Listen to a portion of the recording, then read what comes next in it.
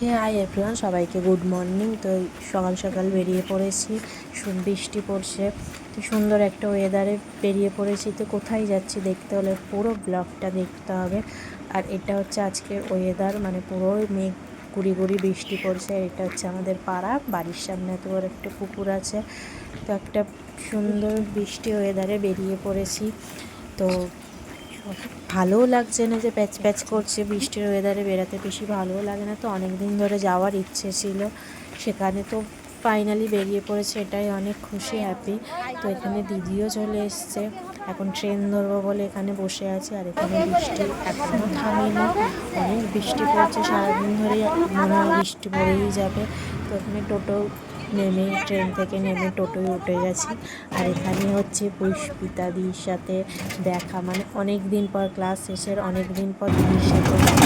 আর এখানে টোটো পুরো চানাচুর, পুরো নিয়ে গেছে। আর এটা ফাইনালি চলে এসেছি। তো এখানে সবাই চেনো, মানে এটা কোথায়, বেশিরভাগই মানুষ জানো, মানে এখানে এতটাই স্লিপ, এতটাই কাদা যে পা একদম ঢুকে যাচ্ছে। তো আমি তো চলে এসেছি পুকুরটা পার হয়ে, আর এরা দুজন এখনও আসতে পারেনি। আমি এই পাশে এসে দাঁড়িয়ে আছি ওদের জন্য। তো ওরা আস্তে আস্তে আসছে, তো ফাইনালি ওরাও চলে এসছে। আর এখানে লাইন দেখো, বলো, সবাই তো জানো এটা কৃষ্ণবলী মায়ের মন্দির, কৃষ্ণ।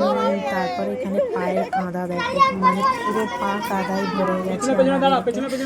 আর এখানে পুজো ডালি নিয়ে দাঁড়িয়ে পড়েছি। আর ফাইনালি কৃষ্ণবলী মায়ের কাছে পুজো দিতে পেরেছি, এটাই অনেক ইচ্ছে। তো অনেক দিনের ইচ্ছে ছিল মায়ের কাছে যাব, পুজো দেব।